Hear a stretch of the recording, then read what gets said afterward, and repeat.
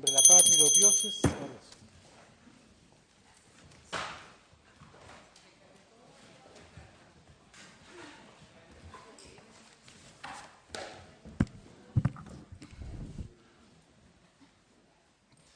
Bueno, le damos la bienvenida a todos, invitados, invitadas, y especialmente a la ministra y a su equipo. Y la idea es iniciar la tramitación del proyecto de ley Marco Cambio Climático. Yo creo que lo que sería interesante que hiciéramos hoy día una reunión, por lo menos, donde la ministra pueda explicar cuáles son los énfasis, las prioridades y un poco la estrategia que tiene esta ley. Carolina, le damos la palabra. Muchas gracias por su intermedio, presidente. Tal como usted lo ha señalado, el objetivo es que podamos presentar el proyecto de ley marco de cambio climático que fue, ¿verdad?, traído a este Congreso a través del Senado. ¿Y por qué Chile necesita una ley marco de cambio climático a esta altura? La situación que estamos viviendo en el mundo entero claramente habla de la urgencia de legislar en esta materia, a pesar de que Chile es un pequeño emisor de gases de efecto invernadero, muy pequeño. Está comprometido con el cambio climático porque nos pega de manera muy fuerte. Cumplimos con 7 de los 9 criterios de vulnerabilidad y, por lo tanto, hacer frente a esta situación con una política de Estado es clave. Chile no cuenta actualmente con un marco jurídico que nos permita asignar responsabilidades, ni tampoco establecer facultades y obligaciones de reducciones de gases de efecto invernadero, así como tampoco exigir la implementación de medidas de mitigación ni de adaptación al cambio climático. Todo lo que se ha hecho actualmente en la materia ha respondido básicamente al objetivo de querer avanzar en esta materia, pero no contamos con la institucionalidad, ni las facultades, ni las obligaciones y responsabilidades por ministerio, ni a nivel central, ni a nivel local para su realización. ¿Quién tiene para pasarlo? ¿Qué establece esta ley marco de cambio climático? Primero, una gobernanza climática. Son las facultades y obligaciones de todos los organismos del Estado para la acción climática, tanto a nivel vertical, desde el gobierno central hasta los municipios, como a nivel horizontal, es decir, a los distintos sectores. Segundo, institucionaliza y orienta la acción del Estado con una meta común, que en términos de mitigación es alcanzar la carbono neutralidad al año 2050 y dejar esta meta y la obligación de Chile de alcanzar esta meta con la herramienta jurídica más fuerte que existe en un país, que es a través de una ley. Y entrega al Estado la flexibilidad para aplicar las mejores medidas según los cambios tecnológicos, los conocimientos científicos disponibles, la costo-eficiencia y aprendizaje, de manera que ir retroactivamente generando las mejores herramientas para alcanzar esta meta obligatoria de la carbono neutralidad al año 2050 en términos de mitigación y de reducir el impacto del cambio climático en nuestro país a través de las medidas de resiliencia y adaptación a este.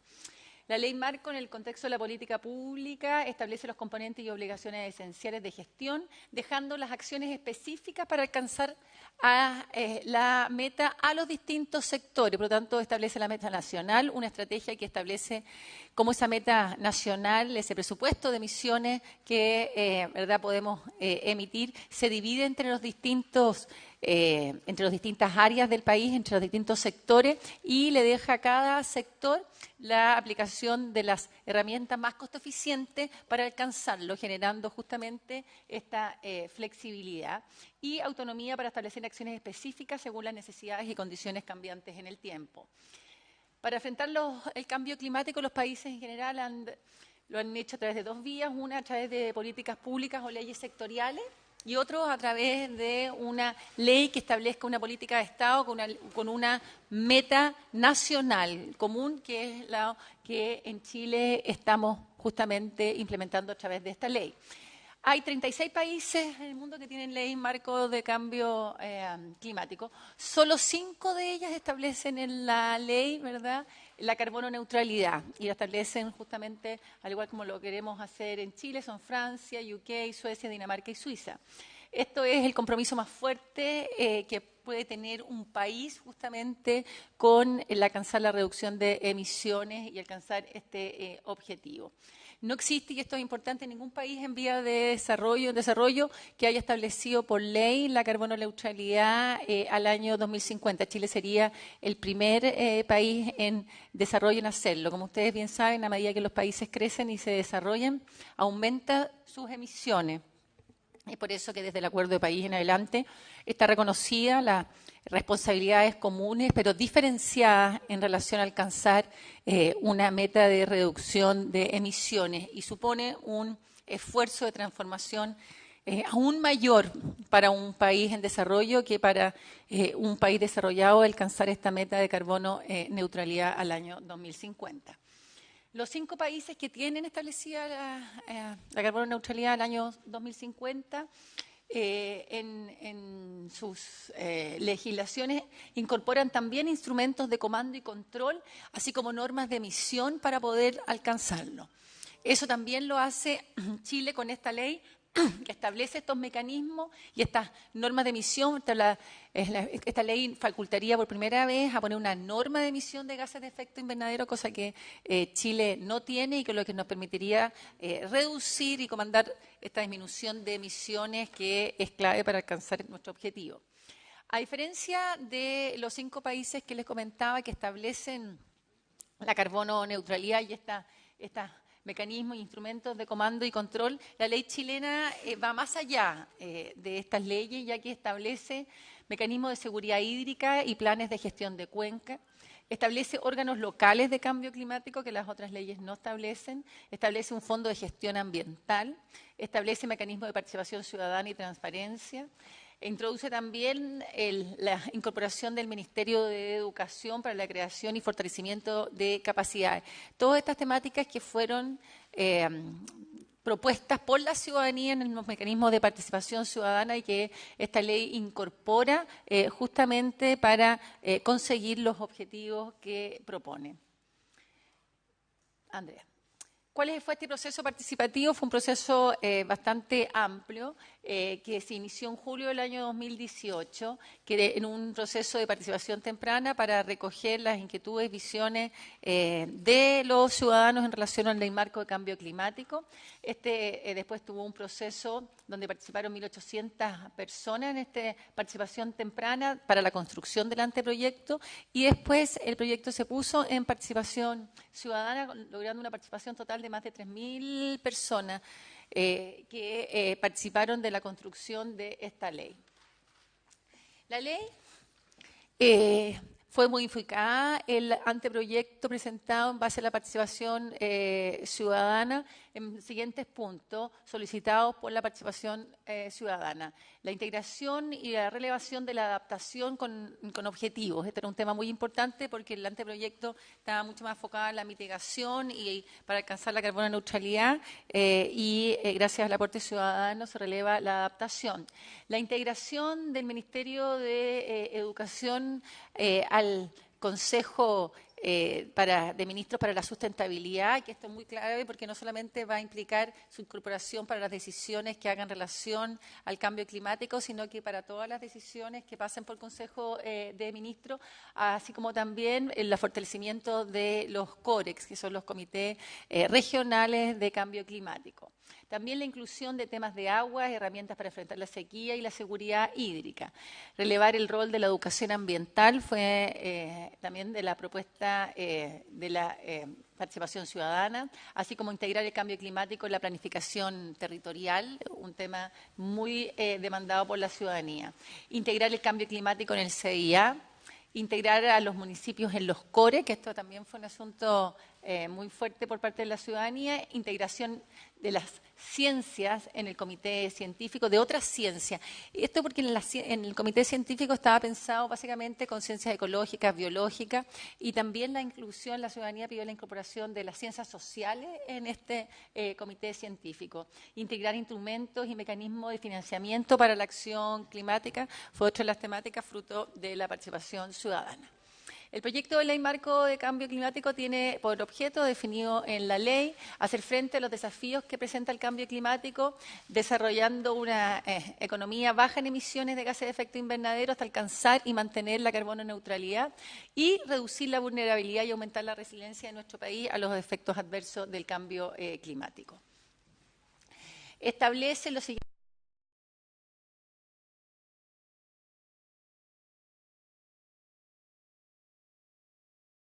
Corto plazo en esta marco que está marcada con esta meta, con una estrategia que define, ¿verdad?, cuáles son justamente las metas sectoriales y que después se incorpora el cambio climático en todos los instrumentos para poder alcanzar esa meta, los instrumentos como la planificación territorial, la gestión de riesgo y desastre, el CIA, etcétera.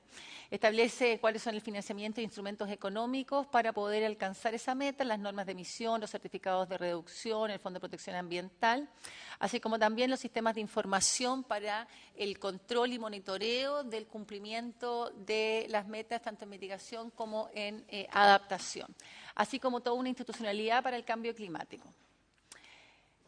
La ley establece los siguientes 7 principios en la ley. El principio científico de justamente aplicar las soluciones en base al mejor conocimiento científico disponible. Establece el principio precautorio.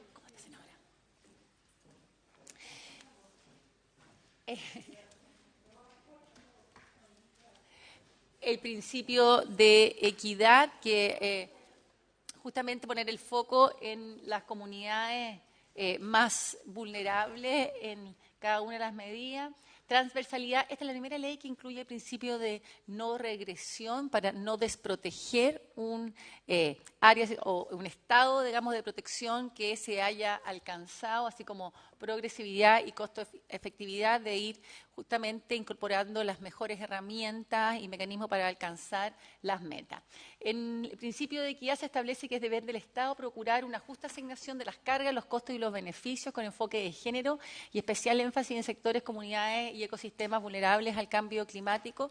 En la ley incorporamos fuerte la temática de género y el principio de equidad, y eso es algo que también estamos haciendo en la NDC para incluirle un cuarto pilar que tenga que ver con la justicia social en la aplicación de cada una de las medidas.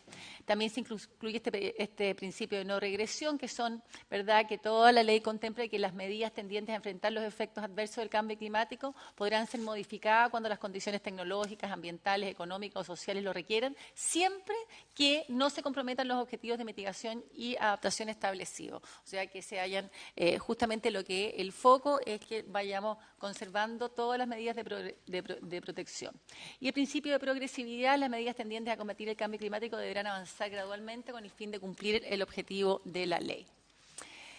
La meta que establece la ley es una meta ambiciosa. El Acuerdo de París establece que la neutralidad de emisiones se alcance en la segunda mitad del siglo. Esto lo hemos discutido justamente porque los informes de la ciencia y el IPCC que recibimos el año 2018 establece que tenemos que avanzar con mucho mayor urgencia y que nosotros tenemos que alcanzar la carbono neutralidad del mundo al año 2050.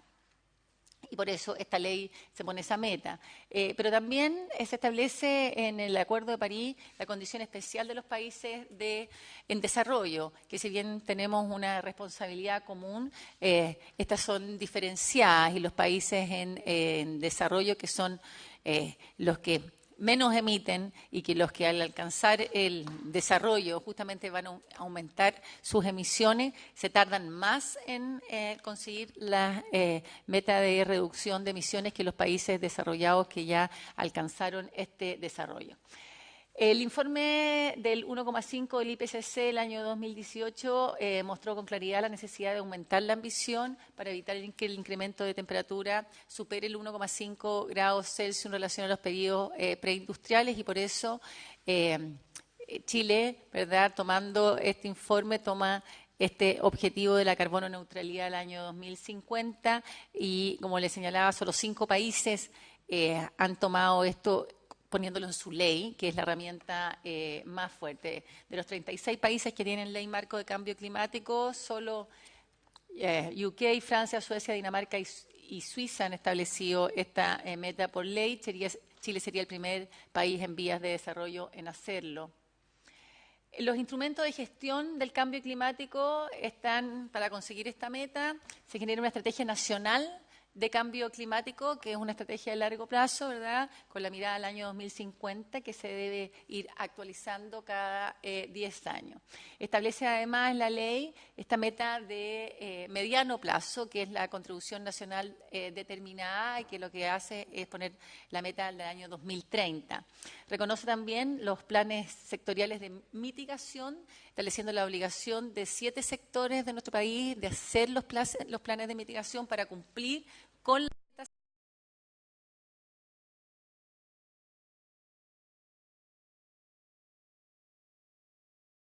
neutralidad al año 2050. También obliga a establecer los planes sectoriales de adaptación. Estos son 11 sectores de nuestro país que tienen que hacer los planes sectoriales de adaptación, así como también la obligación de establecer los planes regionales de acción climática para cada una de las regiones de nuestro país y reportar todo esto en nuestro reporte nacional de cambio climático. La estrategia climática, lo que hace estrategia de largo plazo es definir las metas sectoriales para alcanzar la carbono neutralidad al año 2050, así como también, ¿verdad?, las metas de mitigación de los sectores y lo mismo de adaptación con los indicadores, las evaluaciones de riesgo climático, así como también los medios de implementación, cuáles son las obligaciones de construcción de capacidades, transferencia tecnológica y la definición de la estrategia de financiamiento. La contribución nacional determinada, que es esta meta de mediano plazo, que tiene que ser revisada cada 5 años y es la que nosotros presentamos en la UNFCCC, que establece los compromisos de Chile ante la comunidad internacional al año 2030 y después hay que presentar otra que se va renovando cada 5 años y que nos permite justamente hacer el punto de línea de unión con el objetivo final de la carbono neutralidad y mantención de esta a partir del año 2050. Los planes sectoriales de mitigación establece la obligación de hacer el diagnóstico sectorial, el potencial de reducción de gases de efecto invernadero y los alcances del presupuesto sectorial de estos, las medidas de mitigación y los medios de implementación por sector y los sistemas de monitoreo, reporte y verificación para cada uno de ellos, así lo mismo en relación a los 11 planes sectoriales que se deben hacer en adaptación, con las medidas de adaptación y los medios de implementación, con la ONEMI como contraparte técnica en las medidas de la gestión de riesgo de desastre y los indicadores de monitoreo, reporte y verificación. Los planes de mitigación se establece la obligación de que los sectores tienen 1 año para presentar sus planes de mitigación desde que se publica la Estrategia Nacional de Cambio Climático de largo plazo. Le entrega flexibilidad a cada sector en la determinación de las medidas para cumplir la meta asignada al sector de emisión de gases. Y los ministerios que deben hacer los planes de mitigación son el Ministerio de Energía, Transporte, Minería, Salud, Agricultura, Obras Públicas, Vivienda y Urbanismo. En relación a los planes de adaptación, el objetivo es determinar los indicadores y las metas de adaptación por sector para disminuir la vulnerabilidad frente al cambio climático. El plazo que se establece es de 1 año a cada uno de los sectores en hacer su plan de adaptación una vez publicada la estrategia de largo plazo y justamente le entrega esta flexibilidad en la determinación de cómo cumplir la meta asignada. Los sectores son el silvagropecuario, pesca, acuicultura, turismo, energía, minería, infraestructura, recursos hídricos, salud, borde costero, ciudades y biodiversidad. Los medios de implementación. El responsable de los medios de implementación para el desarrollo y transferencia tecnológica es el Ministerio de Ciencia, con la identificación de las tecnologías disponibles, las barreras, las propuestas de soluciones innovadoras, las recomendaciones y la propuesta para la generación de las redes de intercambio de buenas prácticas, sinergias, lecciones y conocimiento, y la creación y fortalecimiento de capacidades. El ministerio responsable que queda establecido en la ley es el Ministerio de Educación. En medios de implementación, en términos de financiamiento, se establece la ley la obligación de desarrollar la estrategia nacional financiera con las directrices tanto para el sector público como para el sector privado, para justamente tener el financiamiento para la implementación de las medidas, ya sea a través de bonos verdes, consideraciones de riesgo, etcétera, así como para cumplir las metas establecidas en la estrategia de largo plazo de cambio climático, como en la contribución nacional determinada. También se establece que beneficios tributarios para las donaciones ambientales, para proyectos donde la sociedad civil pueda participar, estableciendo el término del proceso de insinuación, la eliminación del impuesto a las donaciones ambientales, sin límite global y verdad que se elimina que se consideren gasto rechazado, de manera de acabar con esta práctica que no solamente impide mayor participación de aportes ciudadanos en el financiamiento de protección, cuidado, conservación del medio ambiente como la acción climática, sino que hoy presenta una verdadera carga para poder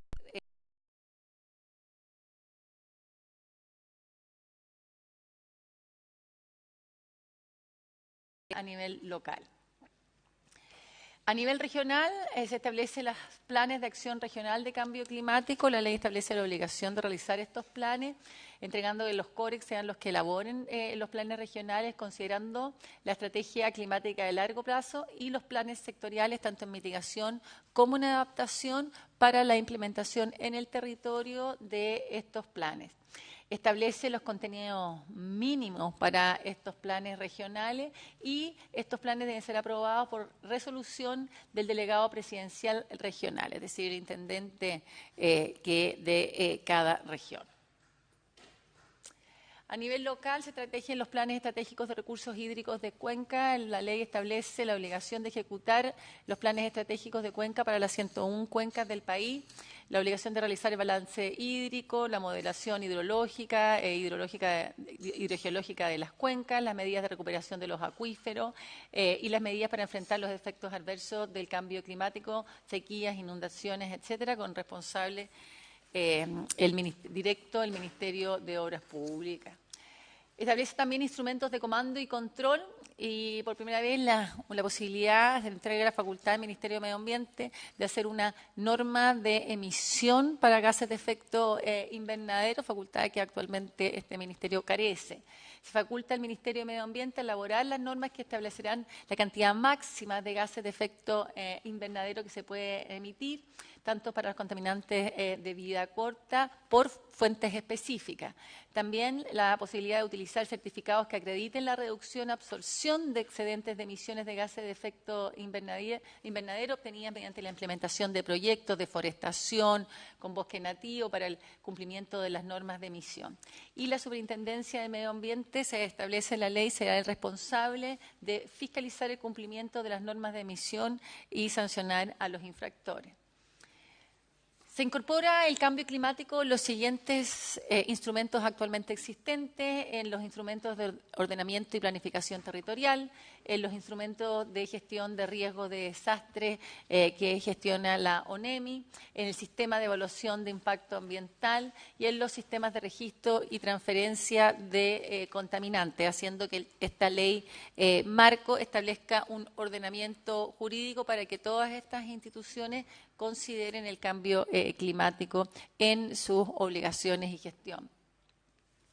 Se instaura el sistemas obligatorios de información, de control y monitoreo para los distintos planes, tanto en mitigación como en adaptación. Se crea el Sistema Nacional de Inventario, que nosotros tenemos actualmente, ¿verdad? Y se reconoce la ley. Se genera el Sistema Nacional de Prospectiva de Gases de Efecto Invernadero, que nos permita proyectar las emisiones para los distintos sectores. Se crea el sistema de certificación de gases de efecto invernadero. Entonces se hace un reconocimiento en la ley y se amplían las facultades para Huella Chile, que establece, ¿verdad?, que es el sistema para medir y controlar las emisiones de gases de efecto invernadero de las distintas instituciones. Se crea la plataforma de vulnerabilidad, donde podemos ver a nivel local, a través del mapa de riesgo comunal, cómo se va y se generan los riesgos en cada una de las regiones para que las medidas de adaptación al cambio climático respondan a las necesidades de este riesgo y vulnerabilidad local a lo largo de nuestro país. Se crea también el repositorio científico de cambio climático con las mejores prácticas e innovaciones de la ciencia para poder justamente combatir y generar las medidas de adaptación y mitigación al cambio climático, así como acceso a la información sobre cambio climático de manera transparente a todas las comunidades y los mecanismos de participación ciudadana. La institucionalidad del cambio climática a nivel vertical, ¿verdad? Parte al nivel del Estado, que tiene el Consejo de Ministros para la Sustentabilidad y el Cambio Climático, donde se incorpora el Ministerio de Ciencia y el Ministerio de Educación. Después, el Ministerio del Medio Ambiente, que trabaja con cada uno de los ministerios sectoriales, el Comité Regional de Cambio Climático de COREC y las asociaciones de municipalidades para el cambio climático a nivel local. Si hablamos a nivel horizontal, tenemos a los distintos ministerios de cada una de las áreas y sectores que debe hacer los planes de mitigación y adaptación. En conjunto con el Ministerio de Medio Ambiente se establecen los equipos técnicos interministeriales de cambio climático, los ETIC, que trabajan con los distintos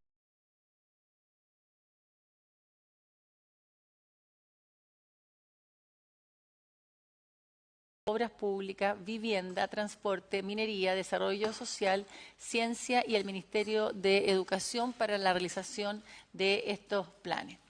Y se establece además que el Consejo Nacional de Sustentabilidad y Cambio Climático es el que asesora a esta institucionalidad ambiental, así como el Comité Científico Asesor, como comités independientes que generan no solamente los insumos, sino que además, ¿verdad?, las medidas más costo eficientes para la realización de cada uno de estos planes. Así como también se establece el Consejo Consultivo Regional para la aprobación, consulta y monitoreo de los planes de cumplimiento regionales. Sobre la institucionalidad del cambio climático a nivel nacional, la ley modifica el Consejo de Ministros para la Sustentabilidad y el Cambio Climático. Esto fue algo que pidieron fuertemente la participación ciudadana y se incorpora al Ministerio de Educación para todas las decisiones a este Consejo, así como el Ministerio de Ciencia.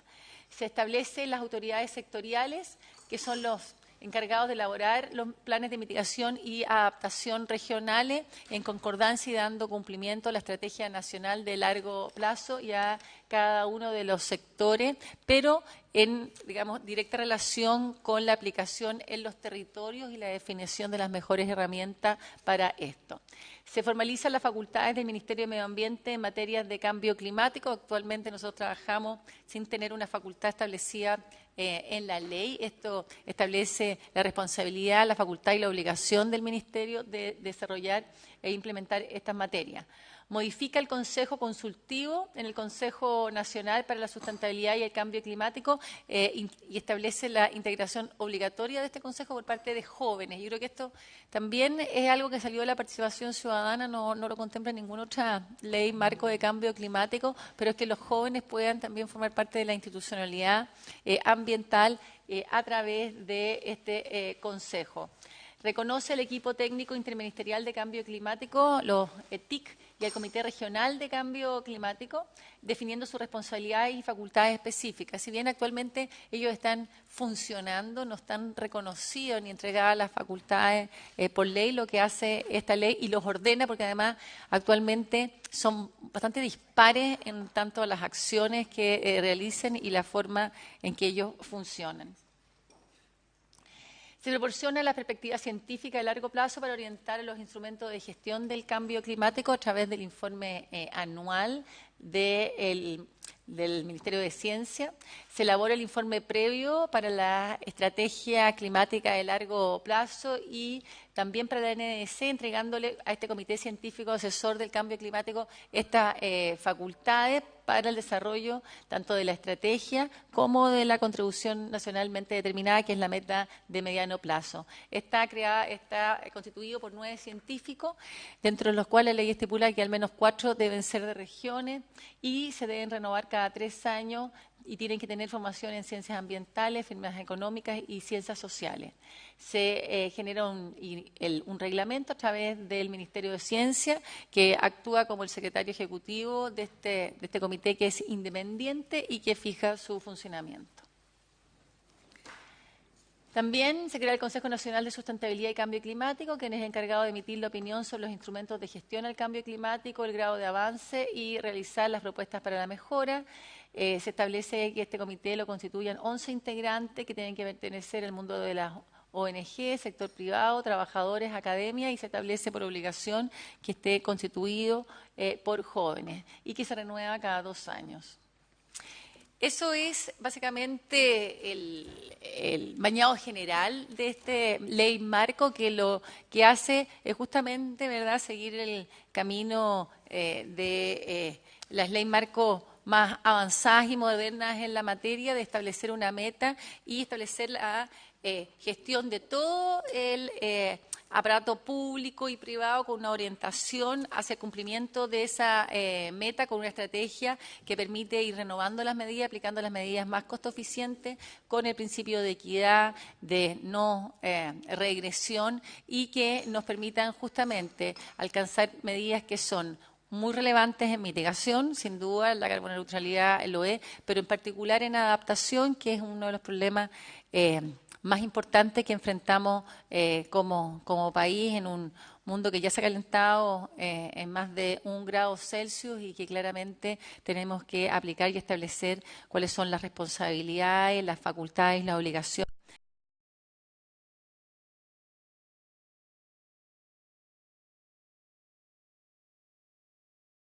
Si alguien quiere opinar, si Pilar Moraga, nuestra representante de la Universidad de Chile en la Facultad de Derecho, tiene opinión. Senador, traje una presentación. Entonces, solo, por favor, indíqueme cuánto tiempo les parece adecuado para...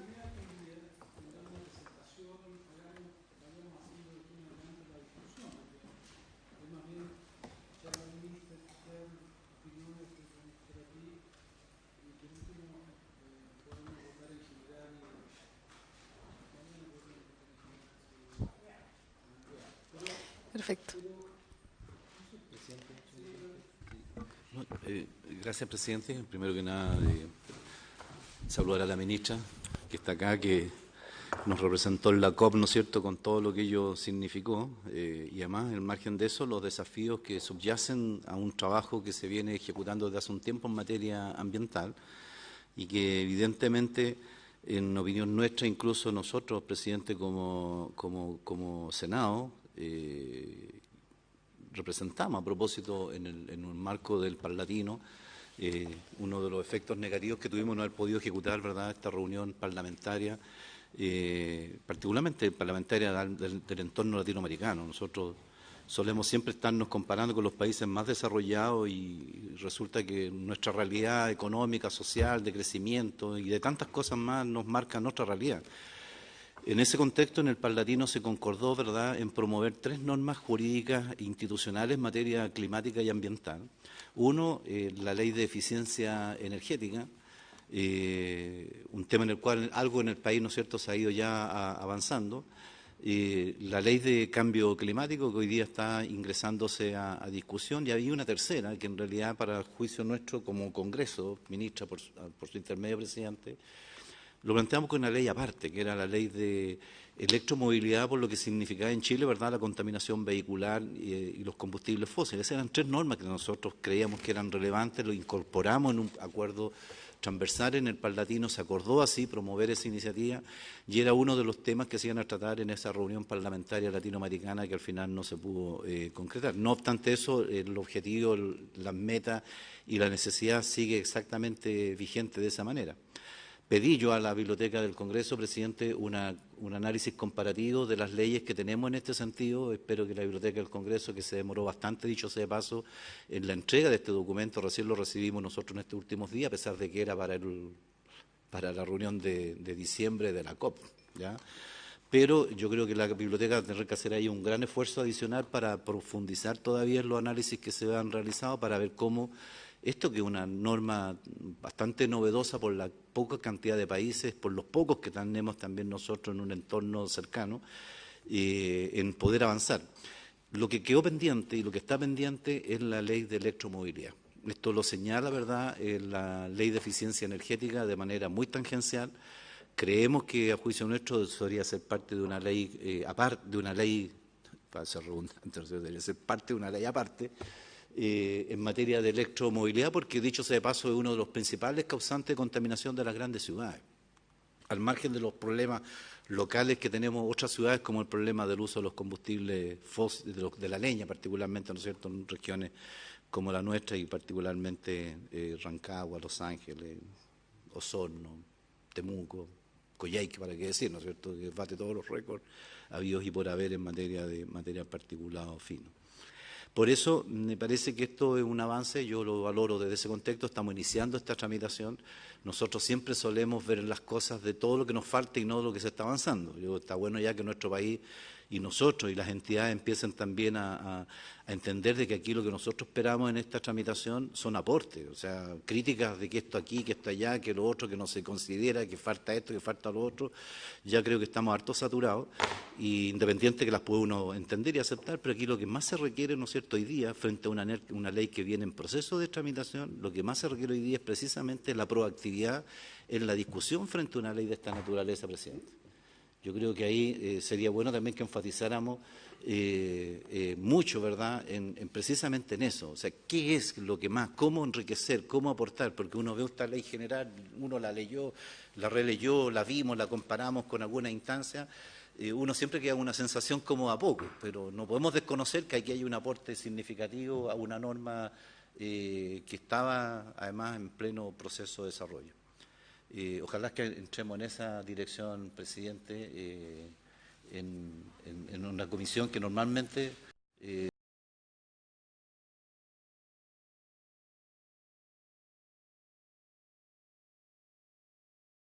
una propuesta de ley que está iniciando. Esto en el Congreso tenemos toda la facultad ahora para verlo, revisarlo, analizarlo, y esperamos con mucha ansia, ¿no es cierto?, todos los aportes creativos, todos los aportes positivos para ir mejorando esa norma. Gracias, presidente. Ahí me queda solamente lo de electromovilidad, ¿no es cierto?, que nos vamos a seguir, porque además hay un acuerdo del Congreso nuestro, presidente, en el marco del Parlatino, que debería de avanzarse. Ojalá que en nuestro país asumamos también ese desafío, presidente. Muchas gracias. Gracias, David. Le damos la palabra a Pilar. Muchas gracias, senador. Muchas gracias por la invitación, ministra, senadoras, senadores. Bueno, quisiera hacer algunas reflexiones sobre el proyecto recién ingresado y siguiendo un poco lo que indica el senador Sandoval, me parece que es una instancia que realmente valoramos, que hemos estado esperando mucho este momento en que podamos contar con un marco legal del cambio climático a nivel nacional.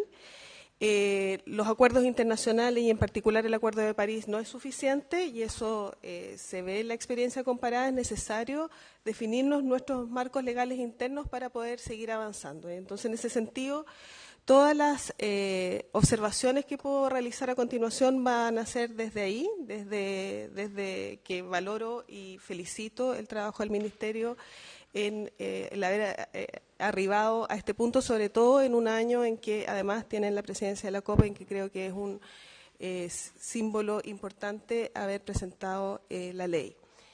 Y dicho esto, bueno, me gustaría, no sé cómo pasamos las slides. Ya. Ok, ya, gracias. Entonces, voy a ser lo más breve posible.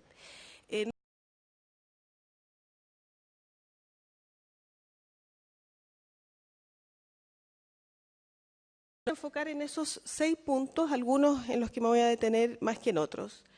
Y para empezar, voy a referirme a lo que es el marco institucional Y digo marco institucional porque, bueno, yo trabajo en el CR2, soy la responsable de la línea de gobernanza, interfaz, ciencia política, y el concepto de gobernanza para nosotros es un concepto amplio, un concepto complejo que va mucho más allá del marco institucional, y por ende ahora yo quisiera no aumentar la expectativa y referirme solo al marco institucional.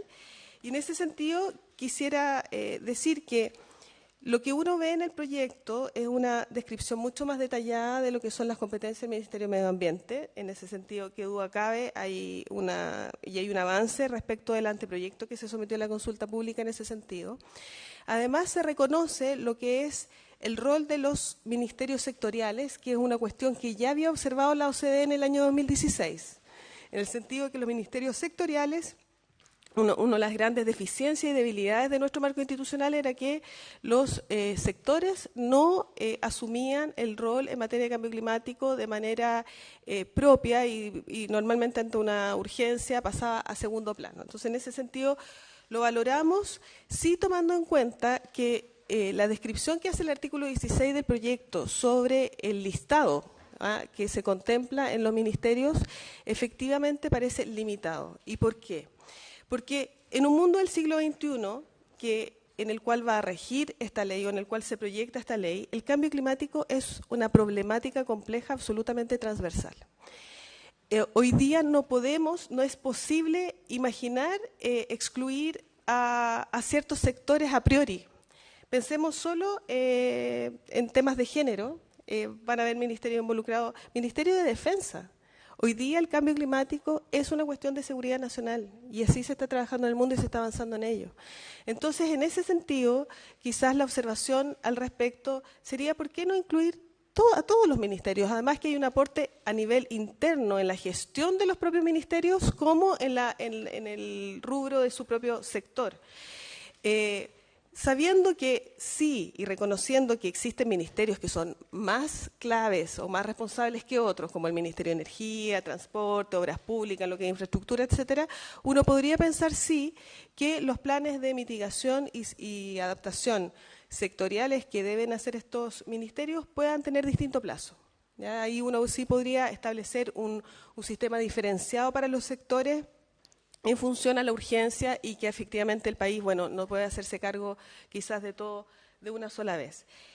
También observamos una cuestión que es muy relevante y que yo quisiera subrayar acá, que es el carácter transversal. El carácter transversal del cambio climático, lo dijimos, no es solo a nivel sectorial.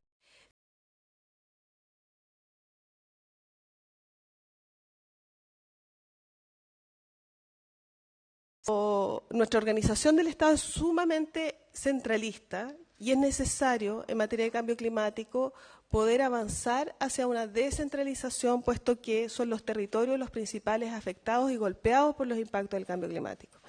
Y en ese sentido, el proyecto de ley que se acaba de ingresar no incorpora de una manera fuerte lo que es el rol de los gobiernos regionales ni locales. Y yo ahí sí haría un llamado muy contundente a revisar este aspecto, porque los planes regionales son facultativos de acuerdo a lo que señala el proyecto.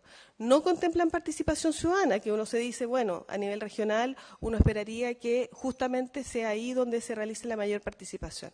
Y los gobiernos locales en esto tienen un rol clave, o sea, pensemos en la situación de incendios hoy día, entre otros, pero los aluviones, las marejadas, los municipios están directamente afectados e involucrados con los impactos del cambio climático. Quizás no van a tener mucho que decir a nivel sectorial, y ahí tengo unas dudas, pero en lo que es adaptación es absolutamente clave. Entonces, eso yo diría en lo que es esta transversalidad, en lo que es el multinivel y que está muy desarrollado en la experiencia comparada. Por último, en materia de comité científico, se crea este comité científico con 9 miembros que yo quisiera enfatizar que la labor de este comité va a depender de manera relevante del nivel de investigación que realice nuestro país. Ese nivel de investigación y la manera como se desarrolla esa investigación depende de una política seguramente del Ministerio de Ciencia que está en preparación Y esta política en materia de cambio climático, sobre todo, por supuesto que en otras materias también, requiere de una estabilidad en el tiempo, una proyección en el tiempo. Nosotros sabemos lo que es estar postulando a fondos y la incertidumbre de que esos fondos se van a renovar o no se van a renovar, porque las investigaciones van a quedar truncadas y son investigaciones muchas veces clave para las discusiones de políticas públicas. Entonces, en ese sentido, creo que acá debe haber una definición más clara de cómo se proyecta la política de investigación y ciencia que, en definitiva, va a alimentar el trabajo de este comité que acá se nombra. Entonces, bueno, yo diría que la conclusión en lo que es el marco institucional es que quizás yo llamaría a lo que es una revisión del centralismo, tal cual como está definido, el rol del comité científico y la transversalidad de los actores, que me gustaría tratarlo luego a propósito de la participación, de lo que es el sector privado, la sociedad civil y la academia. Me gustaría dejarlo para esa instancia. Gracias. Bueno, en lo que es la meta los instrumentos asociados a la meta que fija este proyecto. Yo quiero acá subrayar que esto es lo que me parece la mayor contribución de este proyecto de ley, que es la meta de carbono neutralidad al 2050, puesto que aquí efectivamente se alinea el proyecto completamente con el objetivo del Acuerdo de París, que es algo que uno observa. En general, las leyes de cambio climático, depende del momento cuando se dictan, en relación al marco internacional existente, hay un cierto espejo. Y en ese sentido, me parece que era esencial que este proyecto se alinee con ese objetivo internacional. Ahora, aquí sí me gustaría detenerme un par de minutos en lo que es la eficacia de cómo estamos pensando llevar la mitigación en Chile. Porque esta meta se basa, o cómo alcanzar, yo me pregunto, bueno, ¿cómo alcanzamos esa meta? Que estamos, bueno, hay un consenso internacional en que debemos avanzar hacia allá. ¿Y por qué debemos avanzar hacia allá? Simplemente porque si no la humanidad corre un peligro serio y grave. ¿Cómo avanzamos hacia allá? El proyecto de ley nos invita a definir lo que es esta estrategia de largo plazo, y la estrategia de largo plazo se basa en lo que son los presupuestos de carbono a nivel sectorial. Esa estrategia define los presupuestos de carbono a nivel sectorial y luego la manera en cómo se van a alcanzar o respetar esos presupuestos de carbono los define cada sector a través de su plan de mitigación, su plan sectorial de mitigación. Al respecto, tengo algunas observaciones. Primero que nada, los sectores pueden solicitar, bueno, antes, cabe destacar que tanto la estrategia se actualiza con la NDC, que también considero un elemento valorable dentro de esto, que se incorpore la NDC como un instrumento que está alimentando nuestra política pública y por ende ayuda a actualizar también la estrategia.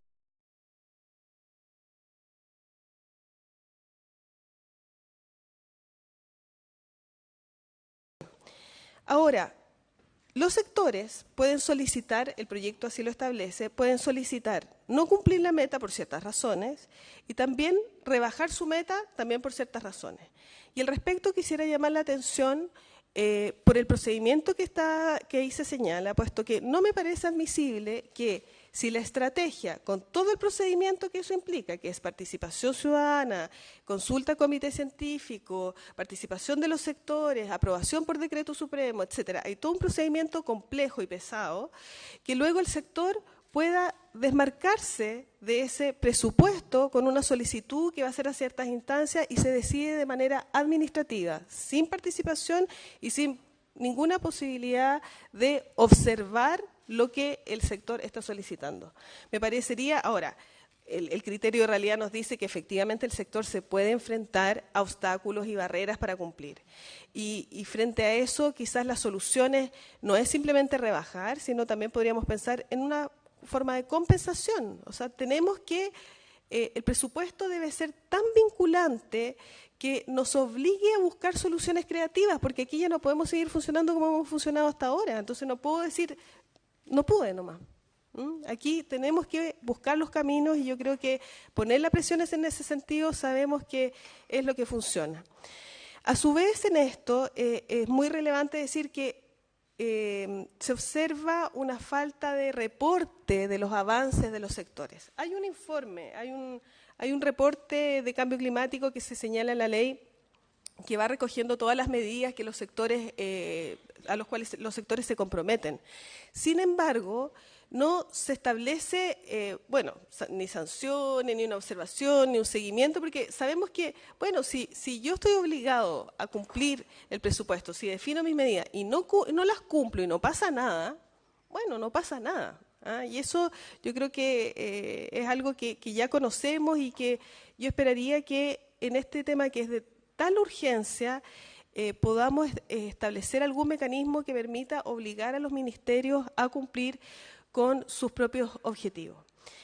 Bueno, a su vez se incorporan estas normas de emisión como un instrumento que va a ayudar a estos sectores, ¿no es cierto?, a alcanzar la mitigación y creo que este es el único instrumento legal, porque todos los otros son políticas públicas, el único instrumento legal que efectivamente tiene un marco jurídico mucho más robusto en nuestra legislación.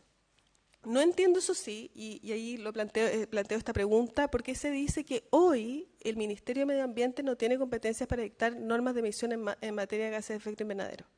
Ahí no, esa pregunta, esa afirmación no la comprendo, puesto que el Ministerio de Medio Ambiente hoy día sí tiene competencias para dictar normas de emisión, existen varias, entonces me queda esa duda.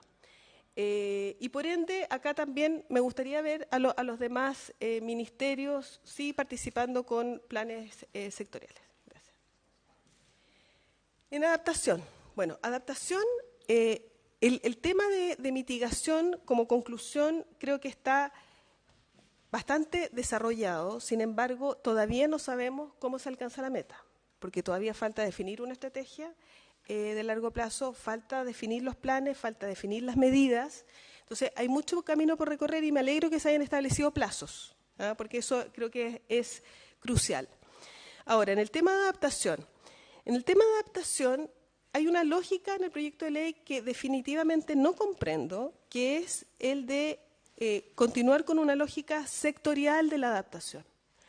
Me parece que, y de nuevo volviendo a una crítica constructiva que busque a resolver el problema desde la política pública.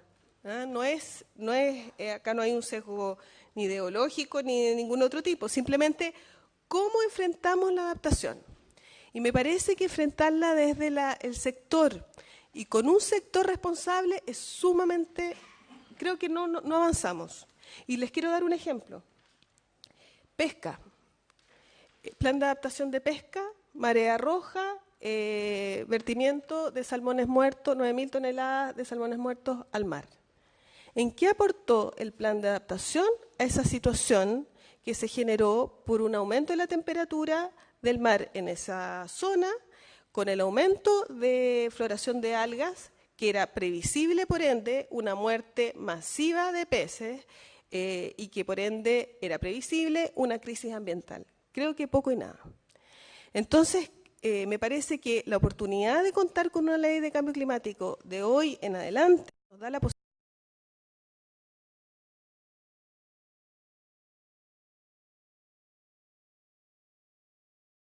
más cercana a la problemática que hoy día sí tiene Chile, que es la de enfrentar la adaptación desde los problemas de adaptación que tiene Chile, como son estas olas de calor, la sequía, los aluviones, borde costero, marea roja. Y si ustedes ven en cada uno de estos problemas o de estos impactos del cambio climático que generan estas problemáticas en nuestro país, vemos que en cada una de ellas intervienen distintos órganos del Estado. Entonces eso ya nos deja clarísimo cómo los problemas de adaptación deben enfrentarse de una manera articulada, pero intersectorial, forzosamente. Podrán haber coordinadores, ministerios coordinadores, pero sí debe haber un involucramiento de los sectores que deben responder a este tema. Y la particularidad regional. La particularidad regional en lo que son los planes de adaptación es fundamental. No podemos tener un plan de adaptación para todo Chile, con la diversidad regional, geográfica y problemática de cambio climático. O sea, hoy día los incendios están de la zona central hacia el sur. las mareas están en el borde costero. Entonces, tenemos que enfrentar o romper las lógicas de lo que es la organización del territorio, tal cual como la conocemos, ¿no es cierto?, y la organización del Estado en sus sectores como lo conocemos, porque no dan la respuesta a la adaptación. Entonces, uno podría pensar en planes de adaptación que se enfoquen en los problemas que está provocando el cambio climático con una componente territorial, regional. Gracias. Y por último, no por último, pero ya voy terminando para que no se cansen. Participación. Bueno, en participación aquí esto es un tema muy sensible personalmente y creo que es muy sensible en el país y aquí me voy a tener un par de minutos a hacer ciertas reflexiones. Porque el concepto de participación, tal como el de gobernanza, es un concepto complejo y amplio, distinto a una consulta pública. Ahí hay dos policy briefs que yo les invito, los comparto, son públicos en todo caso, están en leycambioclimático.cl, que analizan la participación en los procesos que se llevaron de discusión en el anteproyecto de ley de cambio climático. Tanto en lo que fueron las consultas regionales, como luego la consulta pública que se organizó o terminó en el mes de julio, el 31 de julio. En ambas observamos lo siguiente.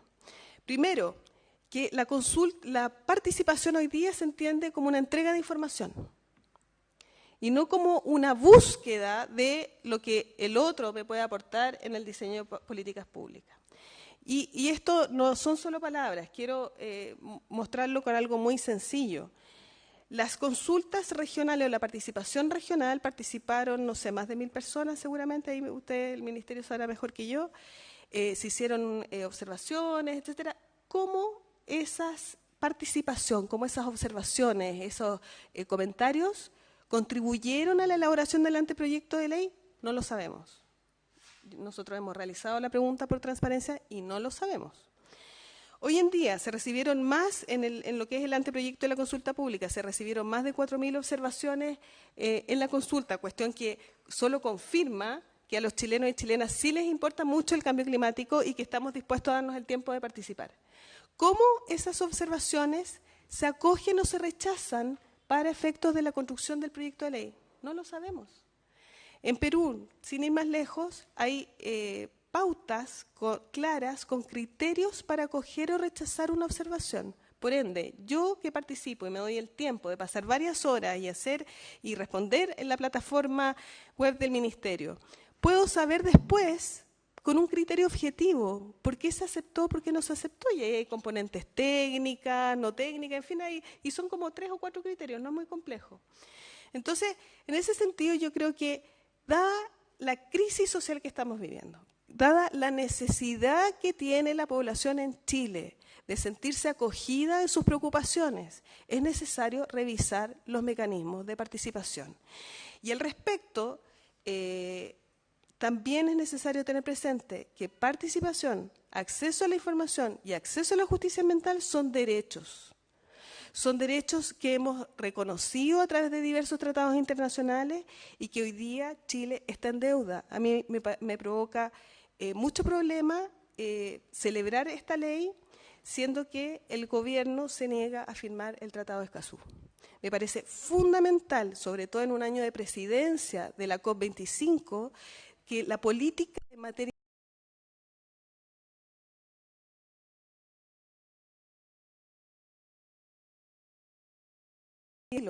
en que nuestras preocupaciones van a ser tomadas en cuenta.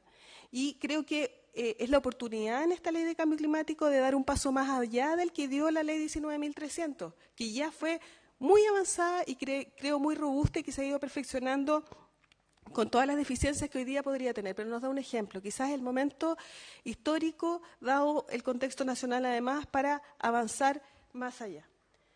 La siguiente.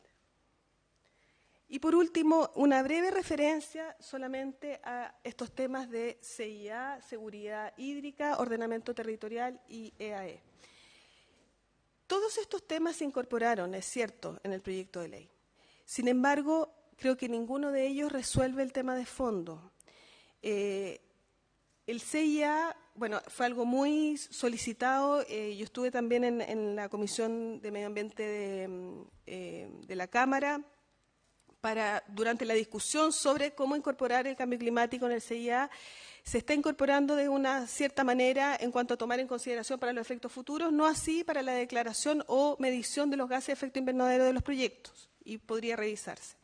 En cuanto a la seguridad hídrica, me parece de la mayor relevancia que esto se haya incorporado como un deseo, porque creo que establecer un plan de gestión de cuenca en materia hídrica va a constituir la expresión de un deseo, porque la reforma real o la respuesta real al problema de sequía hoy en Chile no lo va a dar una gestión integrada de cuencas en materia hídrica. Lo da la reforma al Código de Aguas. No hay otra. Hoy día se están dando situaciones en que los agricultores están vendiendo su agua para abastecer los camiones aljibes que van a venderla 30 kilómetros más allá de donde están sus predios. Eso es lo que está sucediendo. Eso no lo resuelve un plan de gestión de cuencas en materia hídrica, sino que lo resuelve la modificación al Código de Agua y, por supuesto, que la reforma constitucional que esperamos que tenga luz prontamente. Y en cuanto a ordenamiento y territorial, IAE, bueno, esto muy breve, creo que es esencial, el proyecto lo menciona, pero una ley de ordenamiento territorial para nuestro país es otro elemento fundamental para poder avanzar en la adaptación, porque de esa manera vamos a definir los usos del territorio, y definiendo los usos del territorio también vamos a poder cumplir con otro objetivo que aquí se ha declarado, que es la equidad, porque la transición hacia una economía baja en carbono debe ser una transición justa, como bien lo mencionó la ministra, y esa transición justa, ¿cómo la hacemos? Y una manera de hacerla es definir esos usos de territorio. ¿Dónde van a estar las plantaciones? ¿Con cuánta diferencia de las ciudades? En fin. Bueno, no me quiero alargar mucho en esto. Y por último, la última lámina. Bueno, la última lámina, por favor.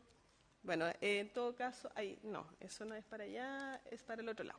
Bueno, solamente para concluir, si bien, como lo mencionó la ministra, es un proyecto de ley marco y por ende la tarea que queda es muy grande, y aquí está una invitación para todos los parlamentarios, que la tarea que sigue con la dictación de otras leyes como eficiencia energética, descarbonización, etcétera, hay una batería de cuerpos jurídicos que se deben dictar o reformar, y en ese sentido les quería comentar que nosotros estamos haciendo un trabajo en la identificación de esos cuerpos normativos, que ya tenemos primeros resultados que los ha elaborado un grupo de expertos, de 30 expertos, abogados que trabajan en las áreas, y que desde mañana vamos a lanzar estos resultados preliminares para observaciones del público general, de manera a poder tener una visión mucho más amplia que la estrictamente experta. Muchas gracias. Mira, yo lo que les propongo es que lo sigamos discutiendo, porque tenemos sesión en Valparaíso, que mañana hagamos los comentarios y veamos cómo todos los aspectos que aquí se han señalado, y particularmente lo que señala Pilar, se puedan incorporar, porque todos queremos una ley que no sea solo simbólica, sino que sea real. Entonces, vamos a tener que avanzar. Pero yo creo que un solo comentario que yo comparto. Nosotros queremos coherencia y tener confianza en la voluntad real. La no firma del acuerdo Escazú a mí me parece que hace totalmente inconsistente, y una vez más hace esto un elemento simbólico, porque si no se practica lo que se dice, si no se pone en acción, difícilmente uno puede creer que hay una voluntad real de incorporar un nuevo aspecto que es más importante que la participación. Pero discutámoslo después y veamos de qué manera se puede incorporar. David, ¿tú quieres? ¿Sí? Presidente, valorar obviamente la exposición de la académica. Uno, como quiero tratar de que instalemos una visión un poquito más positiva dentro de este pesimismo colectivo que existe, de que las cosas se pueden hacer distintas, se